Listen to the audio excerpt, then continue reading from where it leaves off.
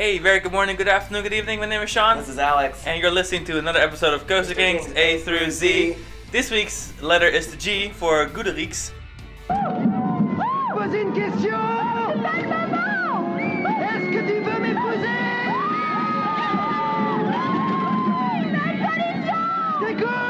On se remarie chaque année. Pourquoi se remarier chaque année? Sois sûr que tu m'aimes de plus en plus. D'accord. Goudurix. Located at Parc Astérix. Parc Astérix in Paris area. Yeah, Paris area. In France. The coaster opened in 1989 as the flagship ride of the brand new Parc Astérix, a new regional park just north of Paris in Plailly. Based on the French Astérix de Gaulle comics, which you may have had in your French class, or if you're European and you're pretty familiar with them. Yeah. Parc Astérix sought to offer a lighthearted and celebratory theme park experience rooted in French culture and history in anticipation of the building of Euro Disney right down the road, also in Paris. Yeah. Goudurix is a name fabricated specifically for the Asterix universe based on the phrase Goût du risque, which means taste of danger. The ride story is based on that of Vikings on their European conquest, whom Asterix and the Gauls met on a particular comic. The Vikings, unfamiliar with the concept of fear, came to France seeking fear-inducing adventure. This is highlighted by Goudurix's entrance marquee, which features the Viking leader holding a sign that says "Faites-moi peur," which means "scare me" in French, obviously. A minor character by the name of Goudurix appears in the Asterix comics. He's described as a trendy teenage musician. The character's relationship with the ride isn't totally clear and would probably require deeper analysis of the comics, although he does play a larger role in the 2006 animated Asterix feature. So the park, and by extension, of course, this coaster Goudurix, was a high-stakes project. The highly publicized Euro Disney project, as mentioned before, was under construction in nearby Marne-la-Vallée, and the competing regional park Mirapolis had opened a couple years earlier in Courdimanche. Mirapolis opened Mira Looping, a Vekoma double-loop double corkscrew in 1988, which was handily the Paris area's most thrilling and most impressive attraction at that point. Mirapolis would close in 1991 after just 5 seasons because of the stiff competition from Parc Astérix, which is cited as one of the many reasons that it closed. And of course, also Goudurix being the much larger looper kind of took away Mirapolis's, thrill destination thunder, really. Conscientious of the existing nearby Vekoma looper already in operation, Parc Astérix had to up the ante with an enormous custom looper with unique elements never before seen in Europe. With a total of 7 inversions, Goudurix broke the inversion record in Europe and matched the global inversion record along with the aerodynamics Shockwave at Six Flags Great America and Great American Scream Machine at Six Flags Great Adventure, the latter of which opened just 2 weeks before Goudurix. Goudurix features a prototype dual-spine trackbed, a technological departure from the aerodynamics design trackbed that features just a single spine in the 1970s. This track system allowed for improved sturdiness and design flexibility from Vekoma, which was necessary in order to achieve the ride's signature butterfly double inversion. Yes, that double inversion, the one that hurts. But hurts in a good way. Goudurix's sister coaster in Wildwood, New Jersey, Kamikaze, now known as Blue Hawk, at Circuit over Georgia, also uses the same track system, and it has a slightly differently shaped butterfly, a little less insane. But you may be able to kind of draw the parallel there if you're from the US. And fun fact, that coaster was the precursor to the Vekoma SLC. So if you're a big Vekoma SLC fan like we are, you have Blue Hawk at Six Flags over Georgia and a signature butterfly element to thank for that. Goudurix is 36 meters or 118 feet tall, 950 meters or 3,120 feet long, and has a top speed of 90 kilometers per hour or 56 miles per hour.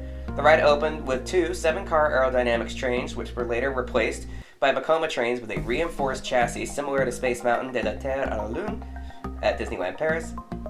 After a panoramic 180-degree turn and a straightforward first drop, Goudurix subjects its victims to the first of its 7 consecutive inversions, the butterfly. After the butterfly, it immediately follows with a blown-up version of the aerodynamic-style boomerang, or batwing as some know it, and then a relatively small vertical loop. The ride then sails into a shallow incline, followed by a diving 180-degree turn into a classic double corkscrew, and it finishes with a surprise highlight, an off-axis 270-degree helix, lots of laterals. Here, Goudurix hits the first set of brakes before dropping down past the maintenance bay and returning to the station. The ride is an unrelenting gauntlet of dramatic elements with no mid-course brake run to offer a break or to slow down things, and the onslaught of positive and lateral forces make Goudurix one of the world's most intense coasters to this day. While the ride has a reputation for being rough and or painful, and was even at one point considered one of the world's worst roller coasters, Parc Astérix has taken the opportunity to iron out some of Goudurix's rougher edges amid their painstaking upkeep regimen for the ride, meaning that these days Goudurix is riding better than ever. The ride enjoys high ridership and a dedicated fan base, a few of whom, ourselves included, consider it to be Parc Astérix's best coaster. To add to that, we if you haven't checked out our recent Parc Astérix article or walkthrough on thecoasterkings.com, definitely check it out. We rode Goudurix several times this summer. Yeah. It was one of those rides where like you can't get enough, but you also need to take a break here or there. It's like Viper on steroids. One thing we always talk about when we talk about Goudurix in our family here is that it's so amazing that it's older than Viper. Of course, Viper was our go-to coaster at Magic Mountain. We live right next to it, and it's so close to us. And then riding Goudurix and seeing how Vekoma really upped the ante and created these unique elements and a different spine system, and not having a mid-course brake run, and all the transitions are actually very smooth. And they may not necessarily ride smooth, but they are not like Aero, where there's just like a bunch of weird movements happening. It's all very fluid. It's really, really impressive to me to see kind of where the loopers kind of split off, where Vekoma really became its own thing and really started creating better, more reinforced, more impressive, high-stake loopers, as where Aero just couldn't really match it, so they just kind of kept doing the same thing. And Aero's attempt a couple years later to build Drachenfire and Busch Gardens Williamsburg really kind of displays where like they never got to the level where Goudurix already was before Viper even opened. Yeah, for all the crap that Goudurix gets for being somewhat rough and at times painful, I really don't even agree of it being like rough and painful, because it runs like a dream. It's incredibly smooth the whole way through. It's just very intense and very swift. The forces are really intense. If you keep your head back, or like you know how to keep yourself steady, it's quite an enjoyable ride. But if you don't pay attention and you look around, you're gonna get slammed. You're gonna get slammed around because it's just such an incredibly forceful ride. Like keeping your head up and the butterfly is hard. Like it kind of. So if you go into it with the right expectations and you really brace yourself. Goudurix is one of my favorite loopers. It is, but it is kind of one of those rides that don't want to lump it in with X2 necessarily, but it's one of those rides where every time I ride it, Skyrush X2, I3 or 5, I'm always kind of like, okay, brace yourself, like it's gonna be wild. At the end of it, I was like, all the way through the end. Like, oh my gosh, wow. And it's a really, really stunning ride located on the lake. You can still really sense that this ride, even after, of course, all of its years, 23 years now, it feels like it was like the park's signature ride because of the way it's located on the lake, and it's located in its really picturesque part of the park. As where, of course, every ride that came since was just an addition to the park. But Goudurix really is the reason Parc Astérix did so well from the get-go, and indirectly caused Mirapolis to not make it. But then also in a way it really jump-started the creation of Space Mountain de la Terre à la Lune, because now Disneyland Paris needed some sort of major thrill to draw on people, because the park down the road had a crazy looper that was really, really massive for European standards.